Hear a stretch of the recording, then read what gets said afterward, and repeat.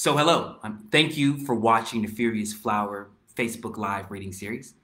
For those of you who don't know, the Furious Flower Poetry Center at James Madison University is the nation's oldest academic center dedicated to Black poetry.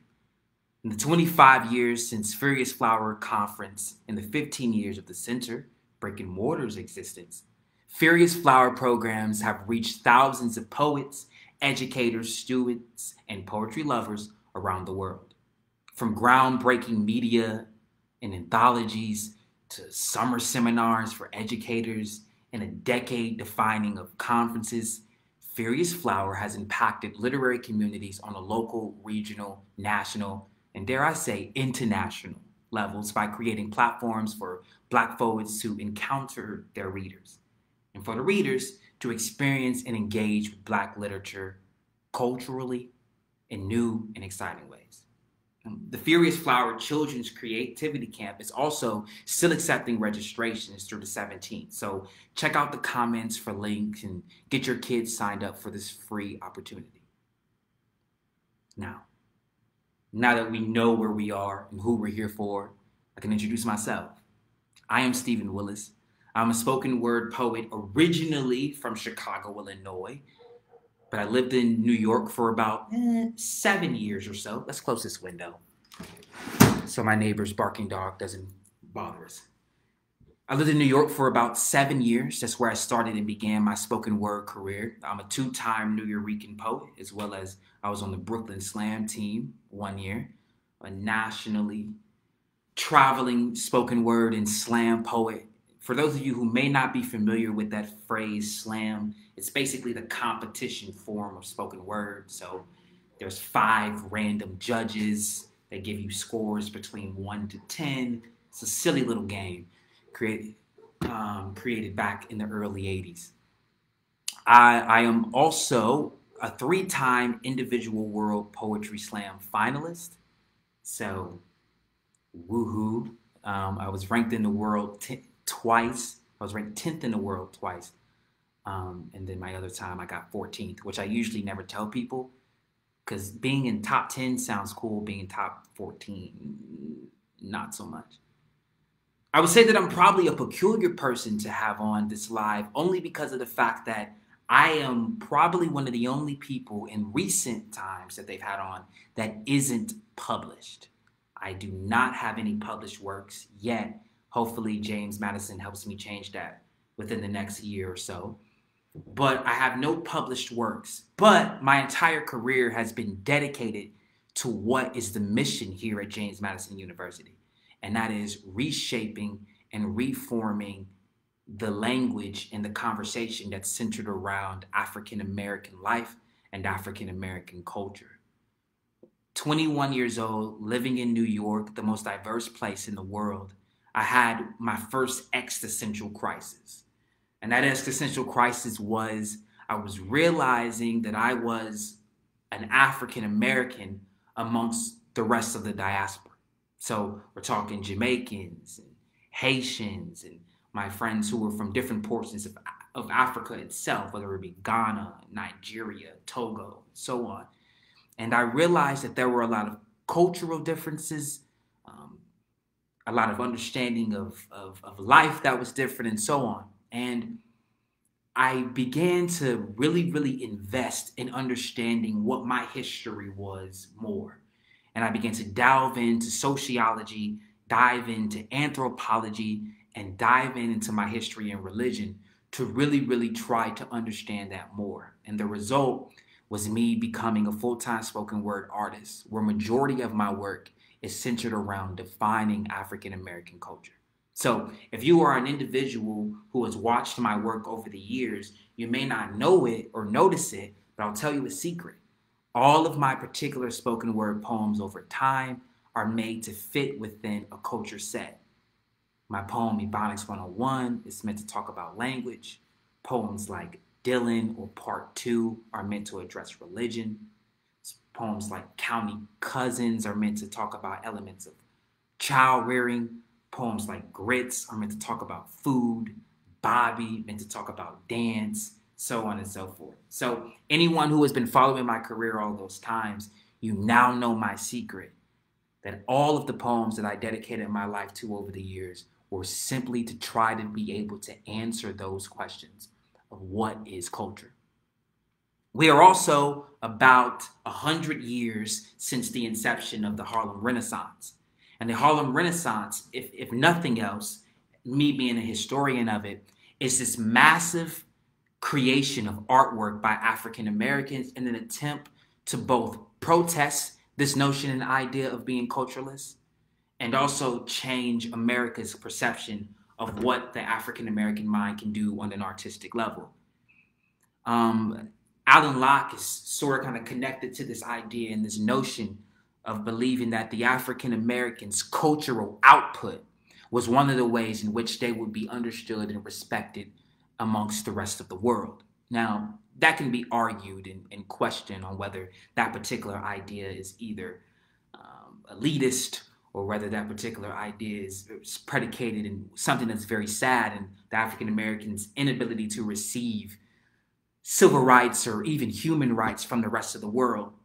But what it does say is that even culturally and even on an artistic level, our cultural output is connected to the Black imagination and the Blacks' desire to receive full citizenship in this country.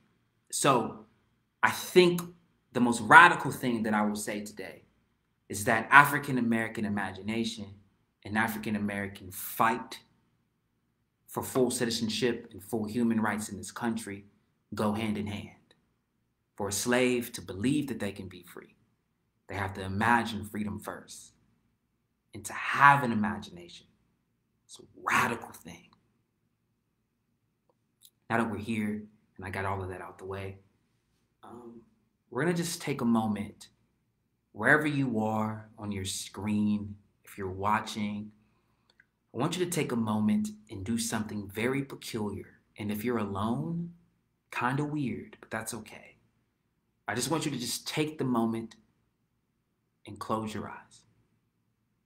And really, close your eyes. Don't think that I can't see you, that I won't know. But just take a moment to close your eyes. Open your mouth or part your lips just slightly.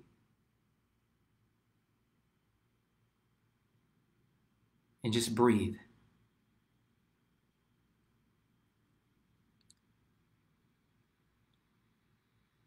For some of you, you can wet your lips if your lips are dry. And as you breathe, you can feel the air touch your lips in a cooling sensation. Just breathe. Do something that you probably haven't done despite the quarantine.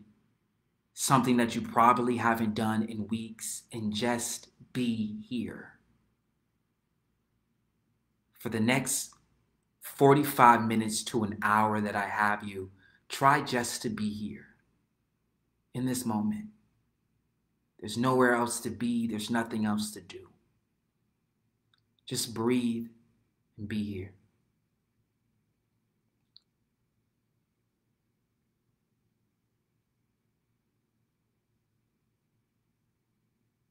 In the African American religious tradition, being present is synonymous with being alive. In fact, here often means life. For instance, if you have an old grandma that I haven't seen for a long time, I'll say, hey, how's your grandmother's doing? It's customary or common for you or a person to respond, oh, she's still here. As if to say, she's still alive. She's still with us. So just close your eyes and be here.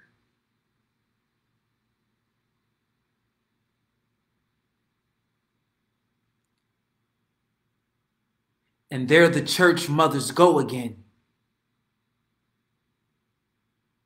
herding their grandbabies into church pews like a shepherd preparing for a storm. The oldest is bribed by the promise of dinner, of its greens and its pot liquor. The youngest, a purse's bottomless pit of peppermint candies, but hey, we all here.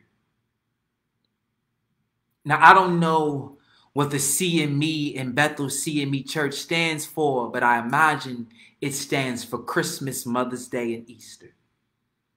The holy trinity of Black religious celebration. The only days that we, the biological descendants of this church's mothers, are forced to be here, and today is Mother's Day. The most sacred of the three. The only day the Black matriarch can get even her grown son to don hot pink in a blazer. Loafers and slacks are a tall order, she knows.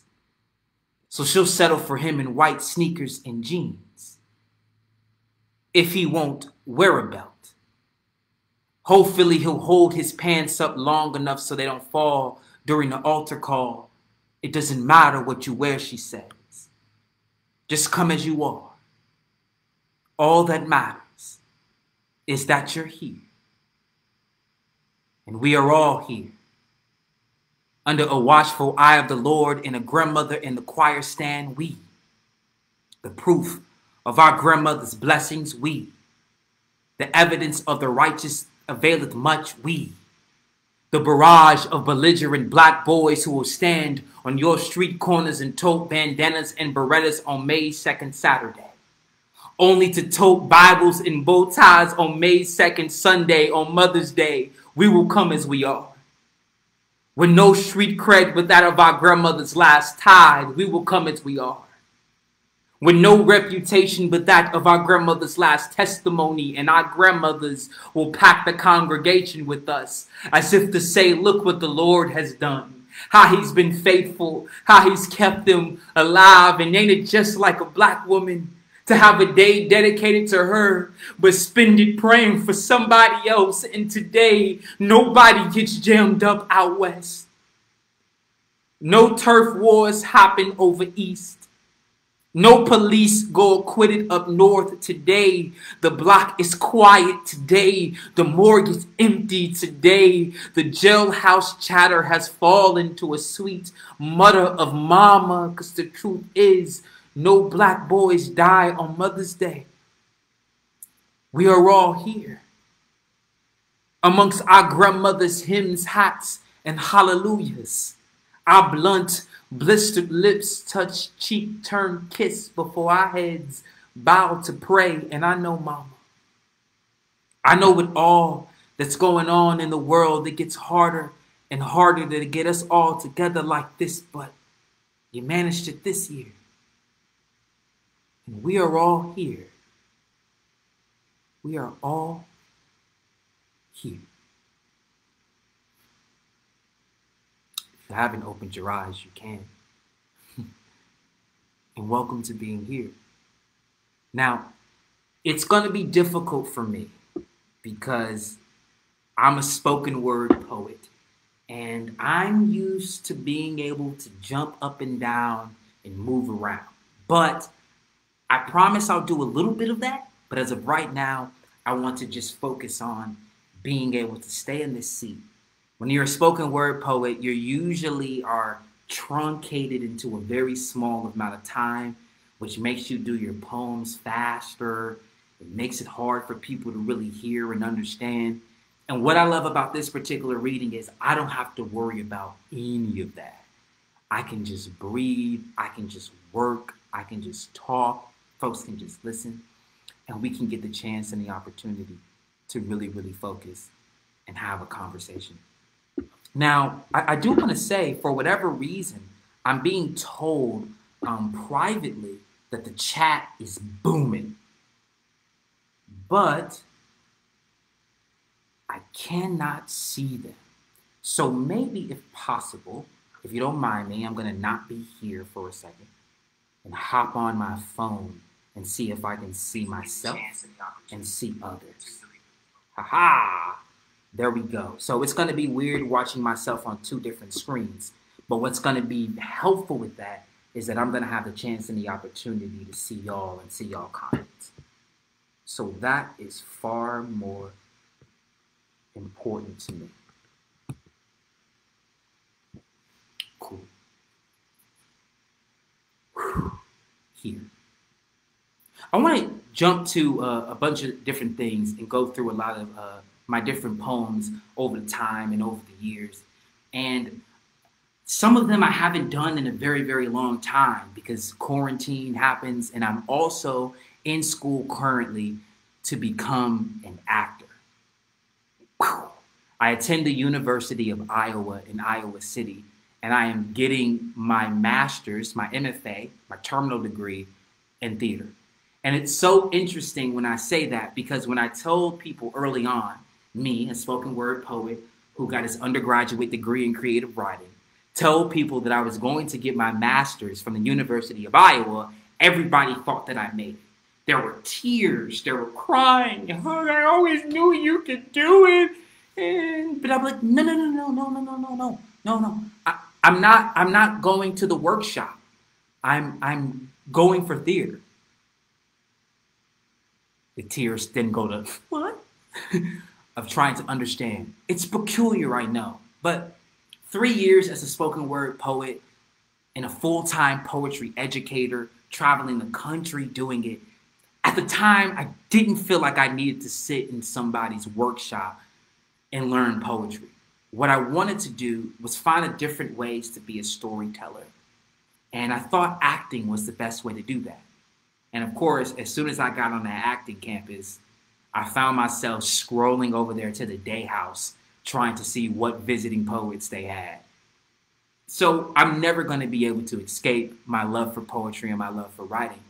But I do hope that this element of performance that I now have a part of myself, I now have a major degree in it, is going to give me the chance to be able to tell stories a lot more. And so I would be remiss if I didn't do some of my more performative poems in an attempt to sort of show you all how those two things are married. So here is Ode to the Boys, the first poem that I wrote and finished immediately after deciding to go to grad school and beginning to read a bunch of Meisner books and Stanislavski and whatever, and really, really trying to embody that performative aspect. I hope you all like it. Ode to the boys who died to make hip-hop happen. I'm going to stand up. First poetry reading that you'll ever see someone standing up, probably.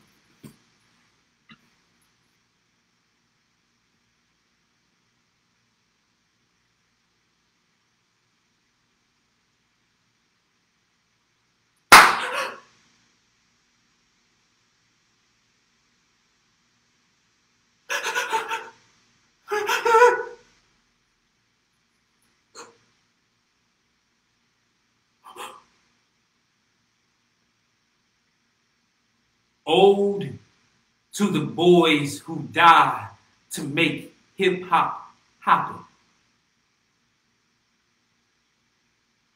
Shame I had to die just to get my life on track.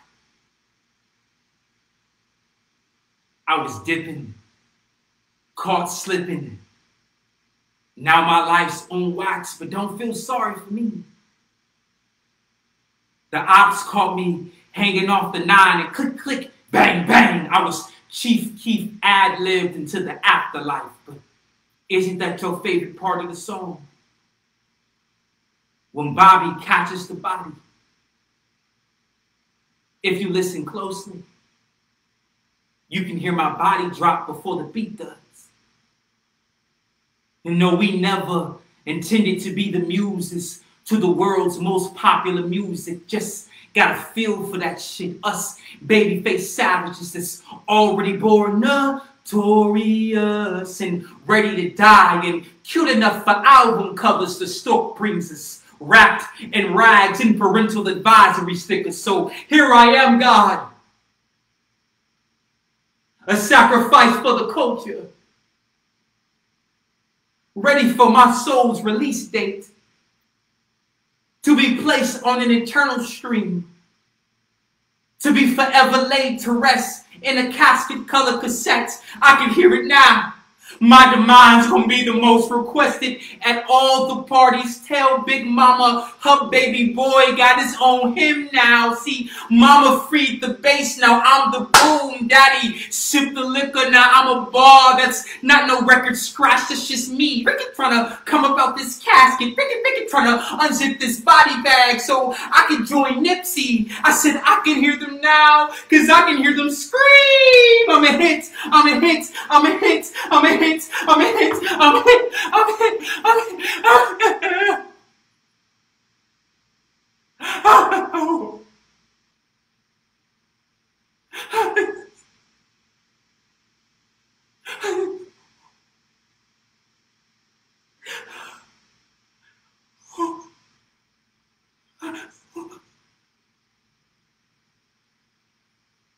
Oh, wow. All right. Thank you. I appreciate that. Yeah, I'm checking out the chat. The Lost Boys, Pop, Biggie. That's right. That's totally 100% correct. Ode to the boys who died to make hip hop happen. You know, I went to undergrad. I'm in grad school now, and I see Black Death be a soundtrack to folks' lives, to folks' parties, to folks' performances. And I think it's often to forget, now that rap has become the most consumed music in the world, I think it's often to forget that the death that is employed there is real. The lives that are lost there are real. So I hope that touched someone and someone understands. A lot of my poetry work over time is what spoken word poets would call persona poems, right? It's me turning into the body, getting into the body of a different character or different things. And perhaps, but, I'm starting to cultivate, or maybe should say appropriate, because it's a phrase that exists before, a new phrase. I do dramatic poetry. I do poetry that is still very much married to literature, still very much married to literary devices, still very much married to concepts of syntax, of language, of very distinct points of views, metaphors, similes. I don't get rid of any of those things in order to then body and voice these particular characters. But the dramatic side of it is actually connected to what I believe good poetry is. And I believe a good poem gives you a moment. Just one moment. If I can give you the emotional intensity that exists in a moment, it's a good poem. It could be just making a cup of coffee. It could be just hearing a baby cry. But if you can find the emotional intensity of that and then use different literary devices, metaphors, similes, repetition,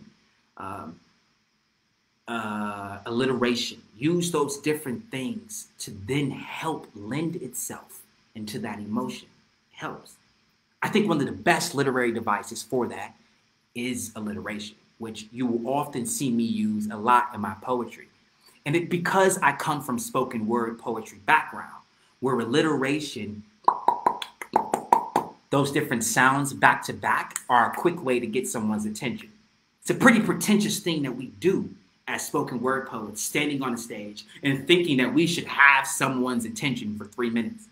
And oftentimes, literary poets know this, a good rhyme to shake up the meter somewhere, or a good amount of sounds can exist.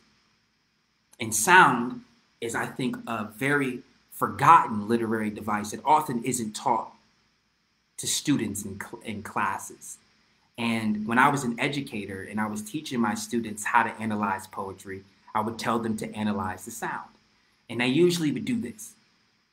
It sound good, Mr. Steven, I like it. I'm like, no, that's not what I mean by sound. I mean, think about the alliteration. Think about the words that come back to each other. How do the particular sounds lean into the theme of a work? How do the particular sounds lean into the theme of a work?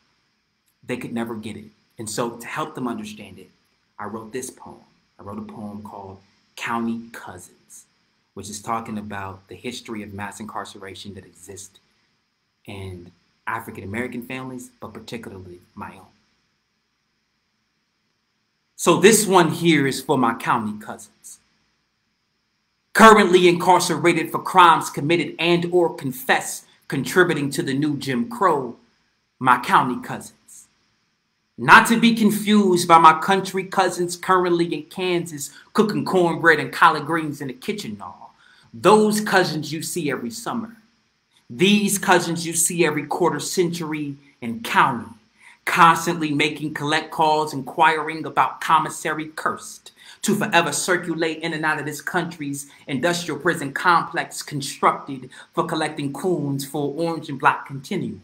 My cousin used to wear busted jeans to grandma's Christian church in Chatham. My cousin was cool enough to make the most sadistic girl crack a smile. Was the same cousin I saw clench a clutch in rage, the sight of his brother's blood on concrete made that gun prop at AIDS, gat, until one day a crooked Chicago cop came and caged my cousin now, before college, and now my family only congregates in courtrooms.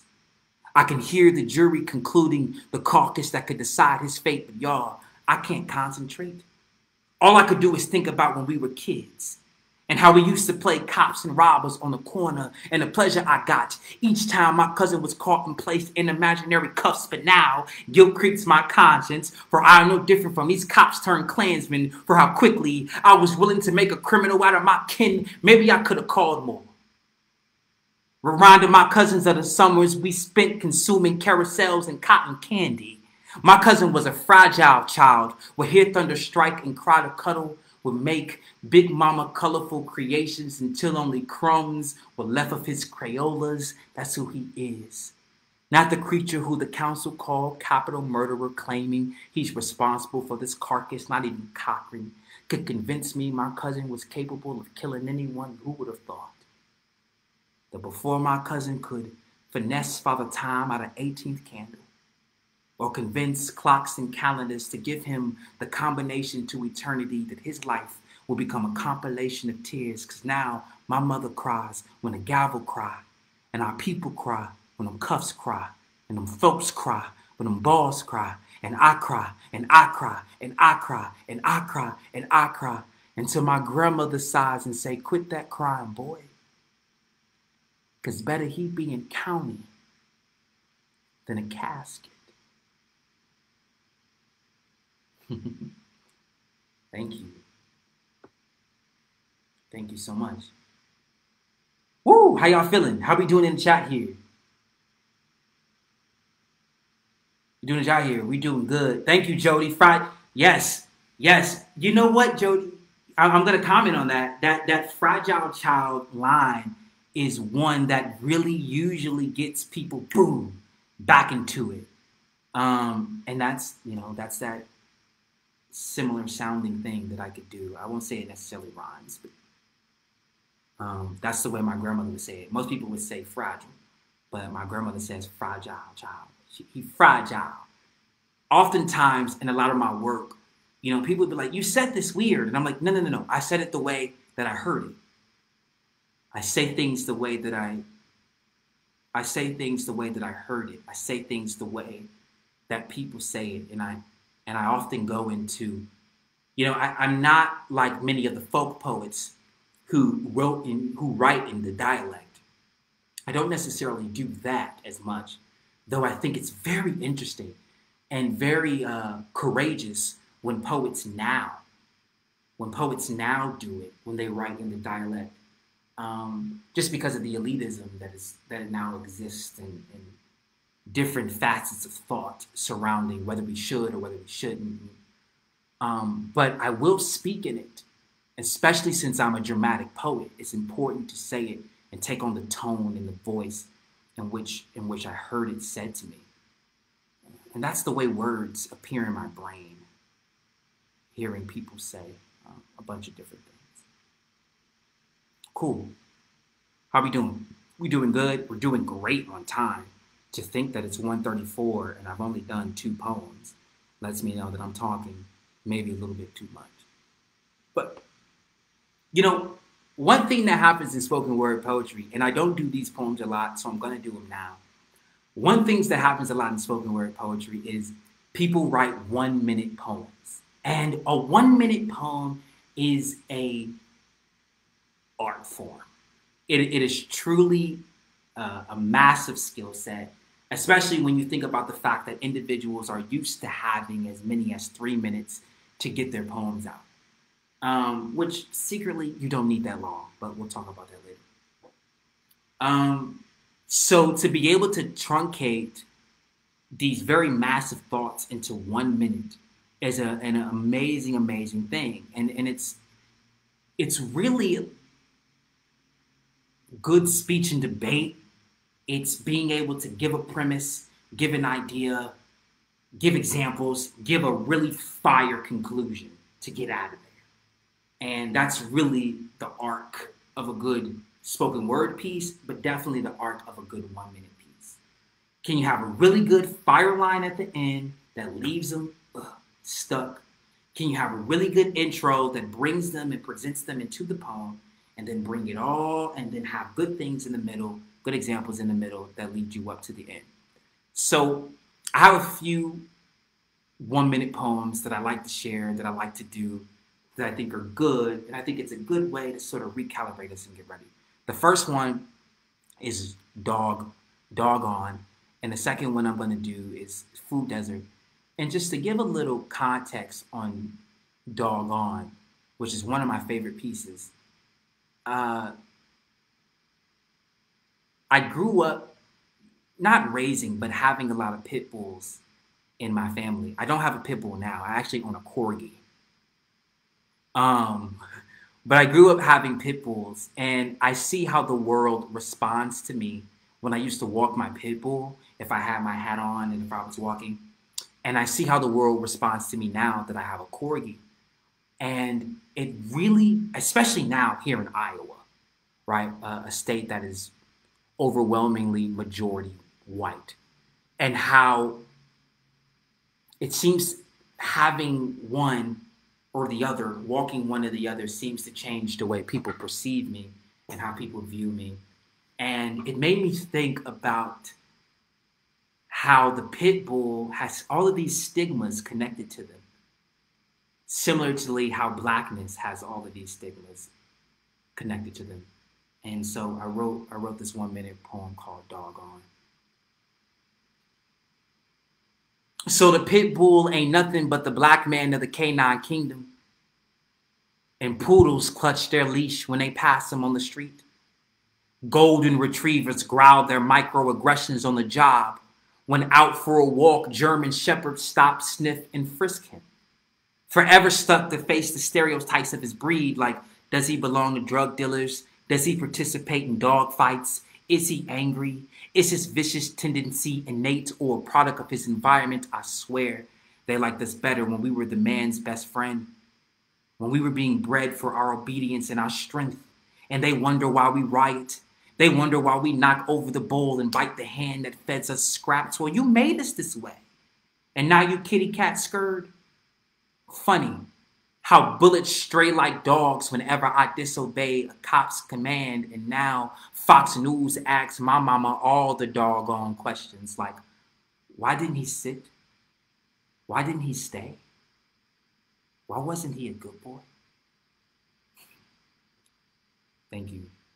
I forgot to mention something about doggone. Doggone is something that my grandmothers used to say. Move this doggone thing, this doggone, da da da. And what they're saying is, they're saying doggone, but it's dog gone.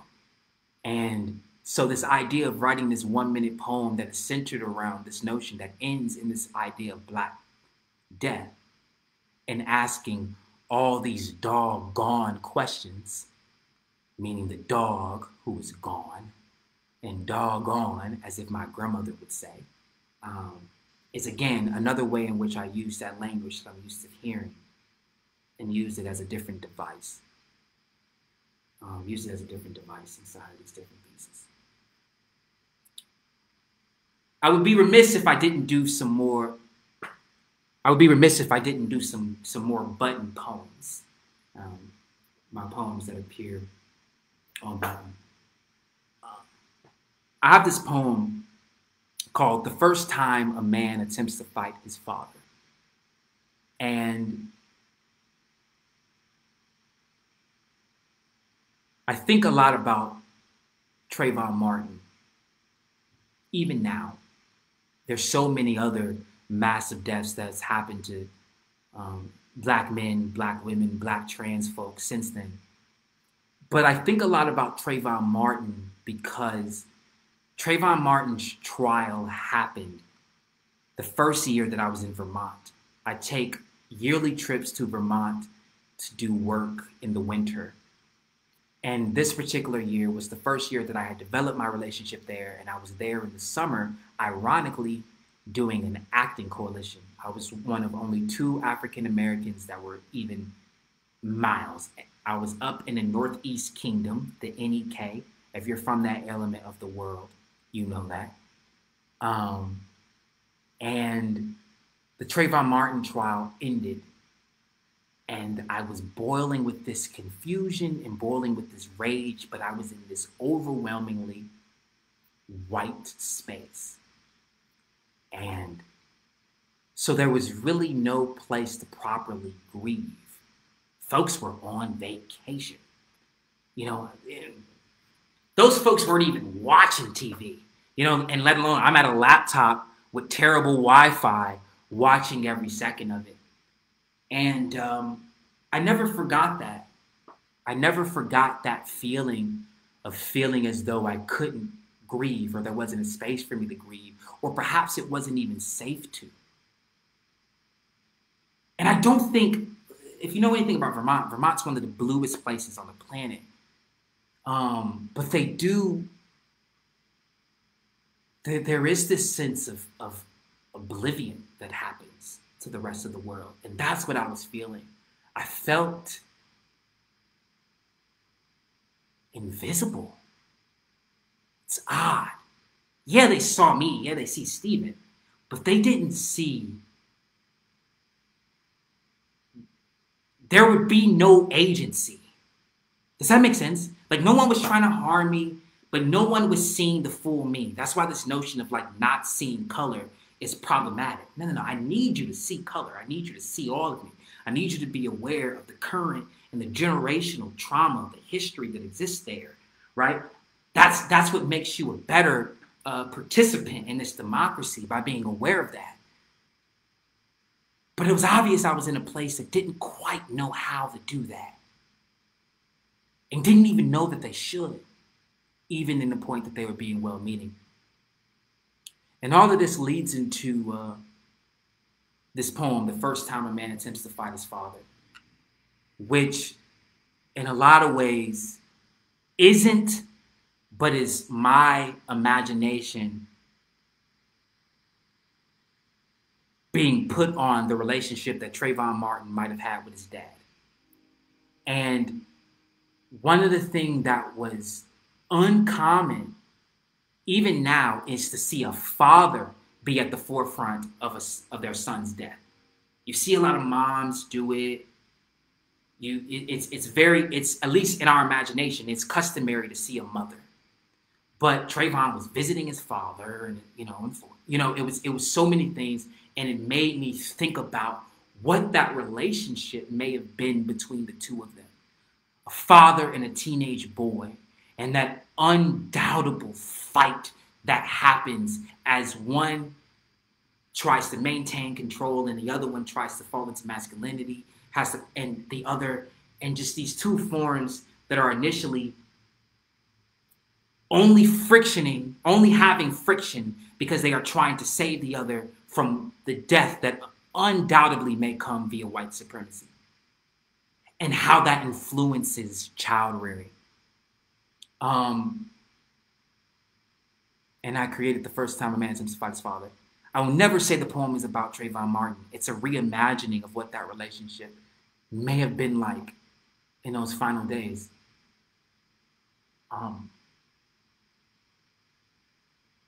And another reimagining of what it's like to raise black children.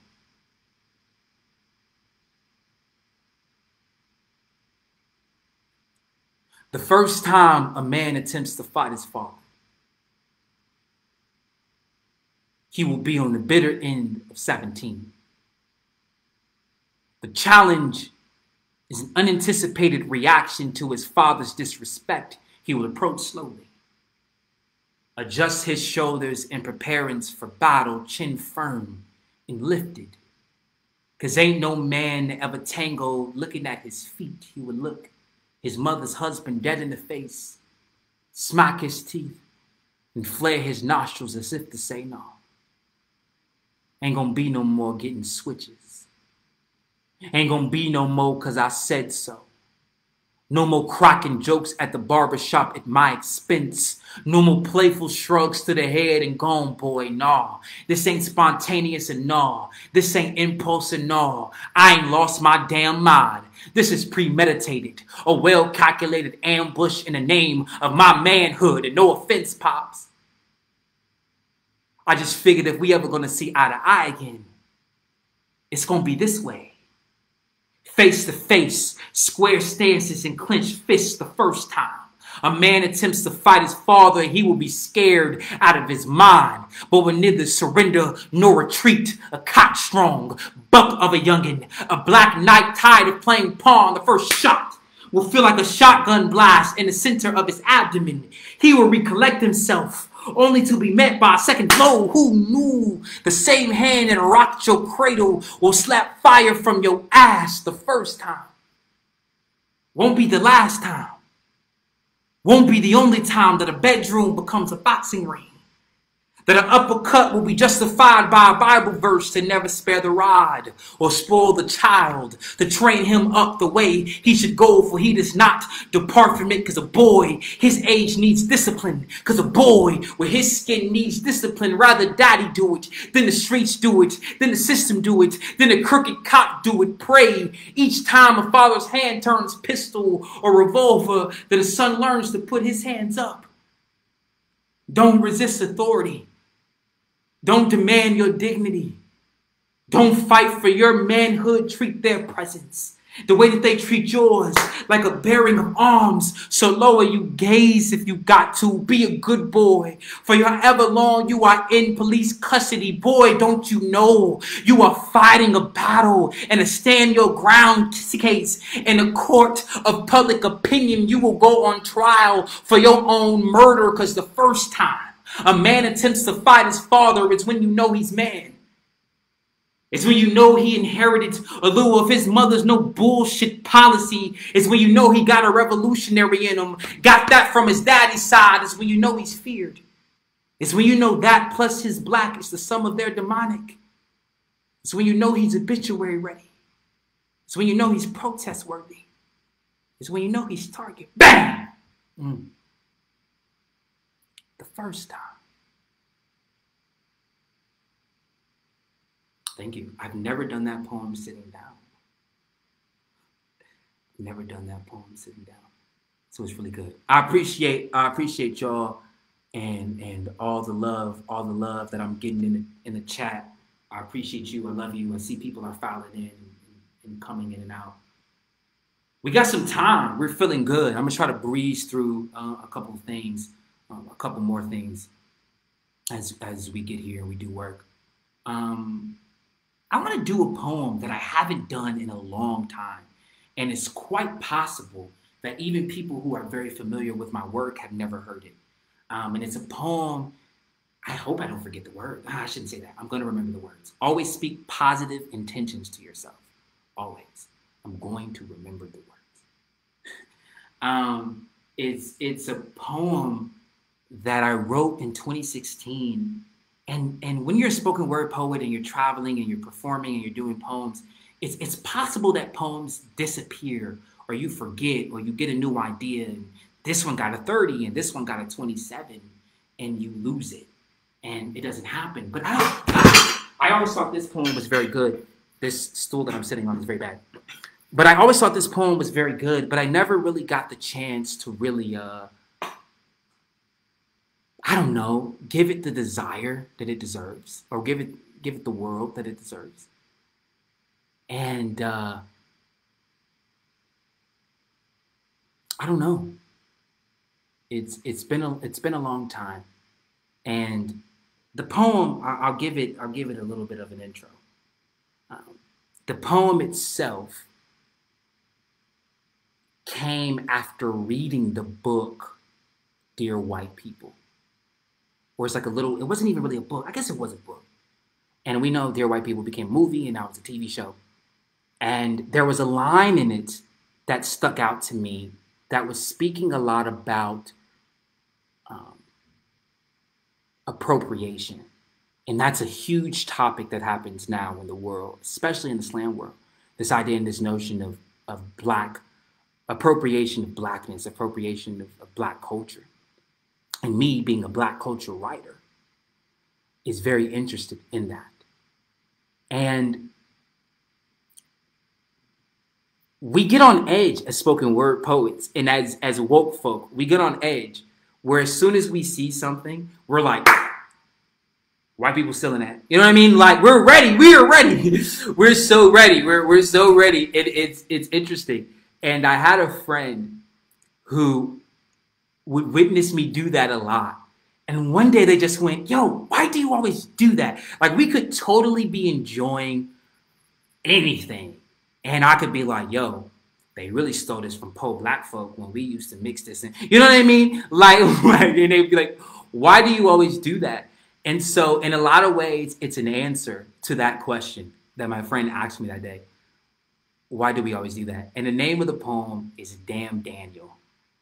And if you remember, you know, the sensation of Damn Daniel, and if not, good, but all my millennials in here will remember. It's inspired by that. And it's inspired by these notions of appropriation that happen and why we always have to call it out. And then I said, damn, Daniel. Ain't nothing but a watered down Starbucks pumpkin latte white boy version of the black girl Zam Zaddy. And my good intending white friend asked me, why do I always do that? You know, remind America of its southern roots. Remind America how pop culture ain't nothing but a lynch-worthy nigga. How it's dominant and its subcultures are only 6 degrees separated from the same mammy. How Elvis is only king, if Chuck Berry be Pharaoh, if Little Richard be God. How the rippled lines that flow between white rock and black blues are only blurred because a group of Beatles decided to muddy the water's son. My nigga Prince wasn't even dead 2 days before a blonde-haired YouTuber from Boston extracted the red bone from his purple rain, leaving behind nothing but an acoustic guitar blouse and blue-eyed soul. And they say, there you go, Stephen. Back at it again with the claims of appropriation. Another tweet, another poem, another think piece about how they hate black people but love black shit. Damn, America.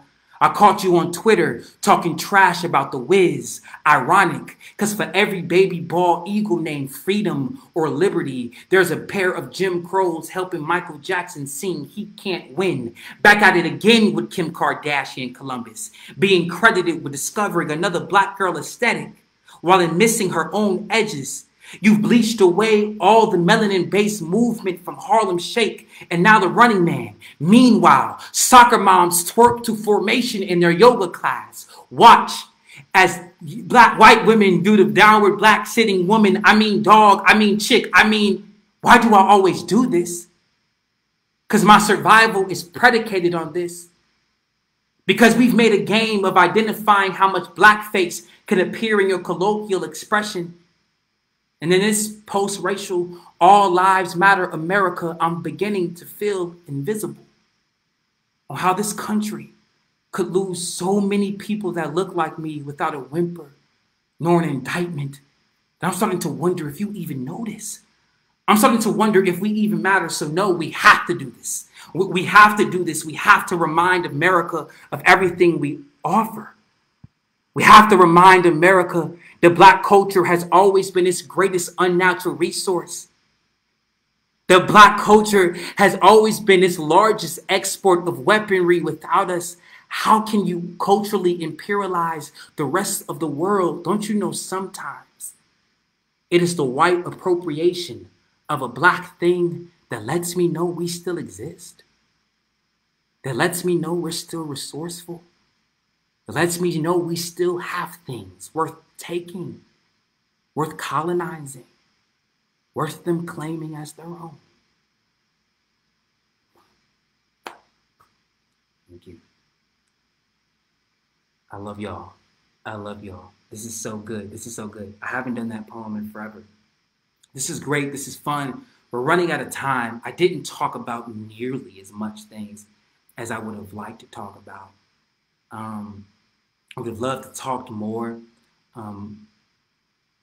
about this new journey that I'm on. Also, I can see in the thing how like sweaty my armpits are, which is crazy. Like I'm a avid. I'm a two-shirt guy. Okay, I wear two shirts. I wear like a t-shirt and I wear like whatever shirt that I have on that day. And I do it for two reasons. One, I do it because I'm little. Like I'm little. I'm a little guy. And so the extra shirt makes my chest look bigger. And then number two, I do it because like it soaks up sweat. Like I'm not really like a person that like sweats on their face. That's not really my thing. I know how hot it is by how much moisture appears under my armpits. And as you all can see, I close the window. I have no air conditioner on because I want you all to be able to hear me. So you guys got full armpit action because I forgot I wore a wife beater today like a sociopath. So if you were looking for a poet that didn't sweat under their armpits, I was the wrong guy. I was the wrong guy. But hopefully everything else isn't as distraction. I'm gonna do one last poem, and I'm gonna talk about my poem "How the Hood Loves You Back," a poem that undoubtedly is probably the reason that I'm here, a poem that undoubtedly has changed my life, a poem that I think is by far the greatest thing I ever written, the best thing I ever wrote down. I'll do two more poems because I can't leave here without doing You Balance 101. But How the Hood Loves You Back is a product of a multitude of things. One, a friend of mine who I knew since grade school, Avery Williams, who we call Twig, was murdered a few blocks away from our high school. And it really affected me. And I recently had a death in the family happen, another young Black man slain by gun violence in Chicago. And it brought up those same feelings that I felt when Twig died, these aspects of guilt that I feel. I often feel very guilty. I feel very guilty for being as educated as I am. I feel very guilty for being the Black man that made it out. I feel very guilty oftentimes being a good cousin. And it's something that I deal with a lot. I deal with that a lot, especially since I didn't do what my parents expected me to do. And that was be a lawyer or be a doctor. And instead, I followed my dream and did poetry. I did okay for myself. But it wasn't the type of thing that would have saved my family. You know, got them out the hood. And I think about that a lot. And I feel a lot of guilt for not saving the bros. And I began to think a lot about grief. So How the Hood Loves You Back was there. Then I lost another friend, the first person who I ever performed for at the Nuyorican, who invited me to the Nuyorican, a gentleman who was actually from Chicago, a gentleman by the name of A-Train, who was like, hey, you should come to the Nuyo. And I came and I performed at his open mic at the Nuyo. There were only 2 people in the crowd. The Nuyorican does an open mic after they do their slam. And the slam will have 300 people attend. But once it's over, everybody bolts to the door, and there's like 5 people left for the open mic. And it's so funny. So the first time I ever performed at the Nuyorican was in front of Pepe, the bartender, A-Train, my mentor, this guy who was on a date, and his date. So 5 people. That was the first time I ever performed at the Nuyo. But A-Train died. I had a cardiac arrest out of nowhere. And I hold that moment close to me because I was the last person to win the last Friday Night Slam he saw. And that meant a lot. And they put a memorial outside of the Nuyorican for him. And it was candles, which brought me back to witnessing the death of a friend of mine, a young lady by the name of Jade Hannah, who her mother, and her sister was murdered by an ex-boyfriend of hers. And I found out about her death by getting off the bus on my way to school and seeing the tape, the yellow tape.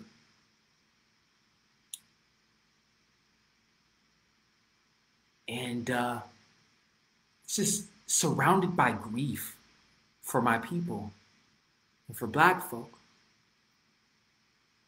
It was on my heart. But I could never find out what I wanted to say or how I wanted to talk about this. I knew I wanted to talk about grief and how common it was. And then I went to Boston, Massachusetts. I was invited by Portia O, who was on here a few weeks ago. Portia O invited me to feature at House Slam, which at the time had become the hottest slam venue in the country. It was Memorial Day weekend, so it was a packed crowd, and I'm sweating just like I am now, and I'm doing my culture set. People were yelling out different aspects of culture. I had one for everything. And someone went, rituals! In the middle of my encore, someone went, rituals! And I was like, let me get back to you. I didn't have an answer. I don't know how that slipped my mind. I did not have an answer on what rituals Black folks are. So I ran home, to the Airbnb that I was staying in, and I looked at my anthropology books, and I looked at my sociology books, and I realized that most elements of culture are connected to the way most rituals are connected to the way people give birth, get married, and what they do for their dead. And I went, I got it. I'm going to write a poem, a cultural poem about what we do for our dead. And it's the core of How the Hood Loves You Back. It is at core a listing of our cultural rituals as a people, as an African-American people, for what we do. If I have one regret before I do this poem, is I left out a part. And if I put this in a book, it will be there. I did not talk about the riot. That is the only aspect of how we mourn that is not in this poem. We will riot on your behalf. We will burn it down. And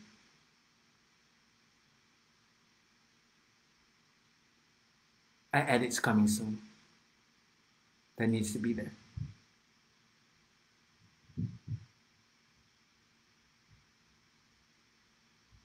I watched a group of men pour malt liquor in the cracked throat of pavement in the name of eulogy. Then pat the back of a stolen jalopy strapped with black market arsenal and intoxicated vengeance. I scanned the nightly news in anticipation of hearing gunshots protrude the silence of a Chicago summer night. They did, and I left the porch light on for them. Now, I'm not saying that I agree with what they did. I'm just saying I've learned not to judge a people for how they grieve. Learn not to judge the hood for how it loves you back. Love from the hood, and honor only bestowed on those who showed the hood the most unwavering of loyalties. I'm talking street niggas. Most literally from cradle to grave. Most literally from corner to coroner. Most literally niggas who hug the block in their last moments gasping for air.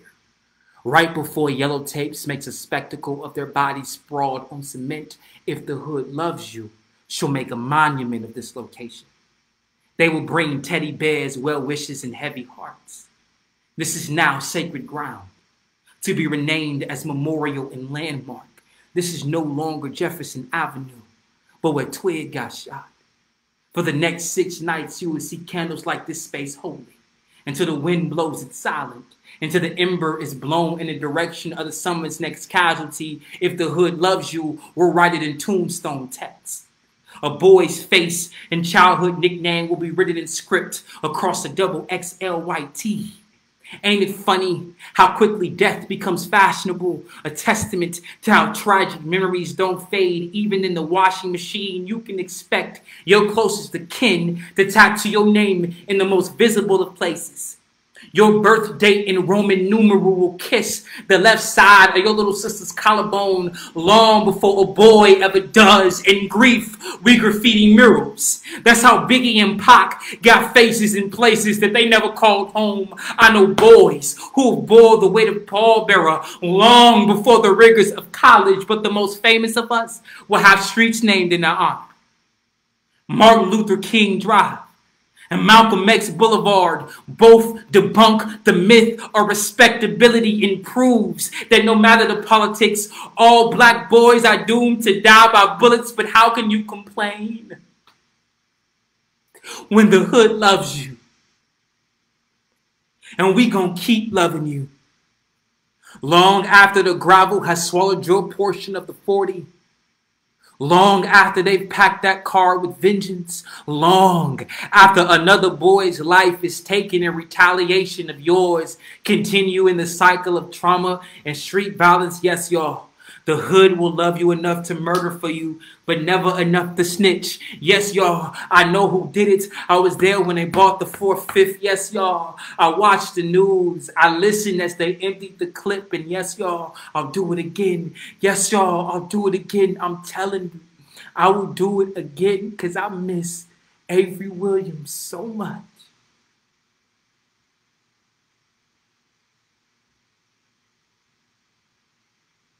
But that don't mean that I agree with what they did.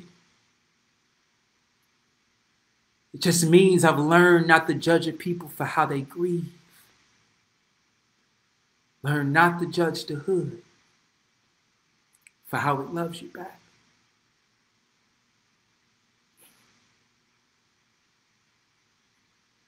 I appreciate y'all. I appreciate y'all. Lala, thanks for reminding me. Roger Banera has a poem. I'm sorry, just give me a second. Roger Banera has a poem called How the Ghetto Loves You Back. And I forgot that part of the story.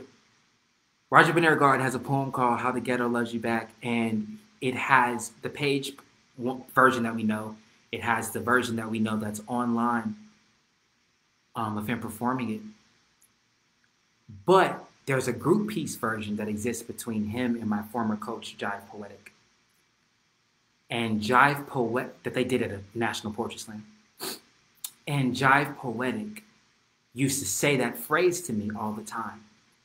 I was new to New York and I was having New York situations happen. I was going the wrong way on the train. I was dropping my wallet and somebody would pick it up and not give it back. I was getting kicked off the bus because I ain't had no money on my Metro card. I was having very New York moments. And Jive would always joke to me. He would always say, that's how New York loves you back. That's how New York loves you back. That's how the hood loves you back. And when A-Train died, at the moment, Jive was my only real confidant. And when I saw that memorial outside of the New Eurekan, I went, how the hood loves you back. And I knew what I was going to write. I didn't write the poem until 6 months later. Think about that. But when I did, I bawled the whole time. I've held you all for too long.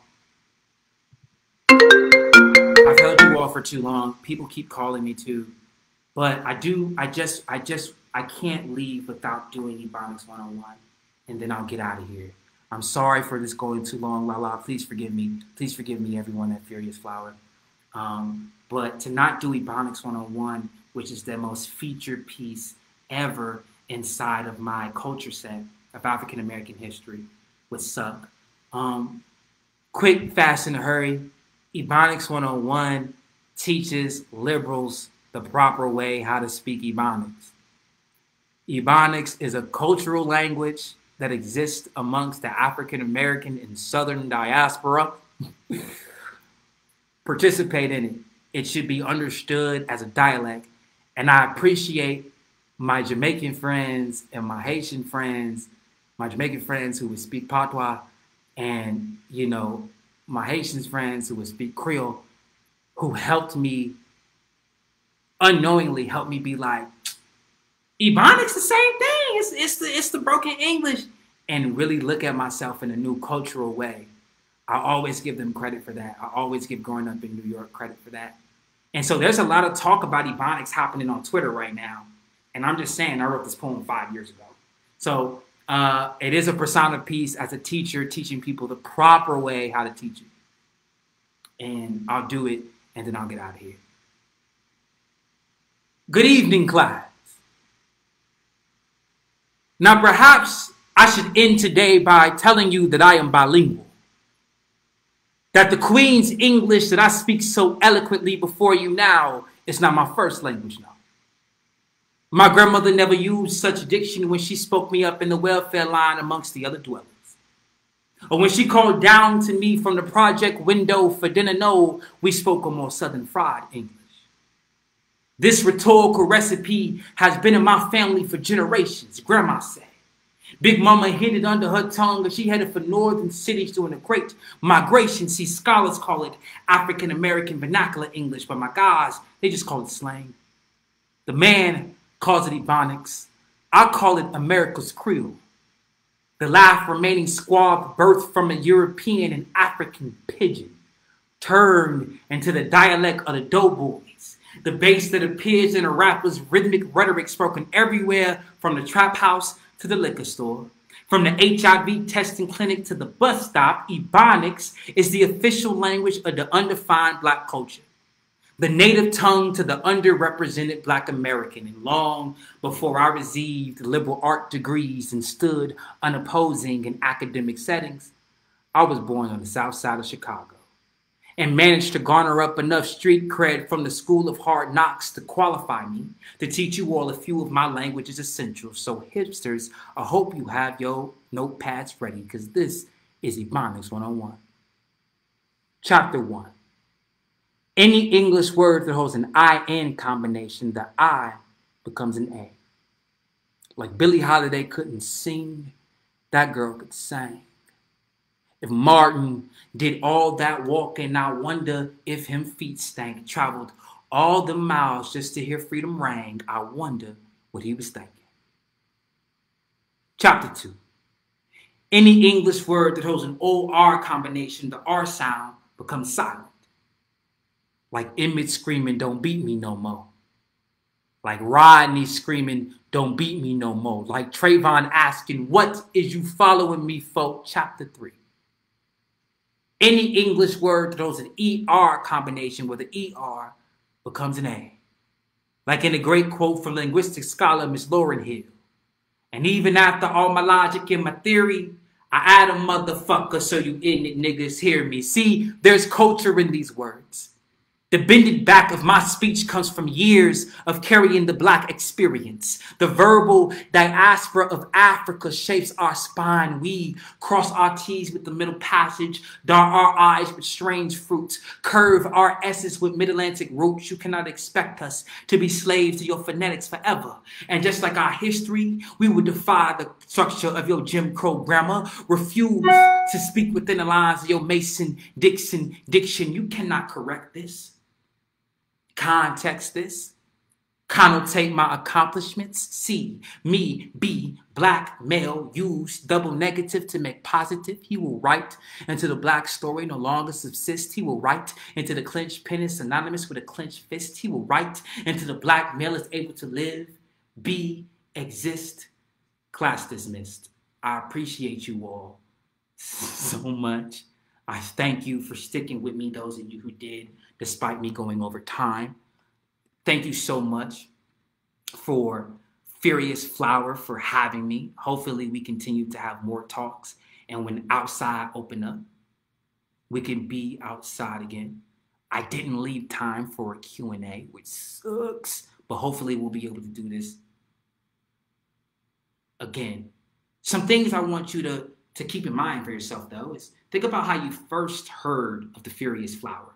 Think about how you first heard of it. And how can you, in that particular way, help more people get the chance to hear about it? Was it through a friend? Was it through a like? Was it through something they shared? Whatever it was, you yourself get the chance that you could do that. Also, take some time to review poetry for yourself. Think about what was your most dramatic encounter with the poem. Remember, I'm a dramatic poet. So how does that make you feel? Think about poets that you may love that not enough people know. Maybe share them to people. And possibly think about books that you like a lot, particularly books by African-American writers and marginalized African-American writers, both queer, women, trans, and so on. Hope those particular things are able for you to think about. Now, again, thank you so much for tuning in for Furious Flower Facebook Live reading series. I really hope that you enjoyed it and enjoyed me going over time. Now, the next reading will be on July 24th with Gerard Avant, which you don't want to miss. Same time, 2 p.m. Eastern Time, right here on the Furious Flower Facebook page. So if you were here just to see me, hopefully you like the page and you get the chance to see a bunch of other dope poets. To get details on this and other Furious Flower programming, follow Furious Flower on Facebook and visit their website, www.jmu.edu/FuriousFlower. I love y'all. Until next time, continue to be here.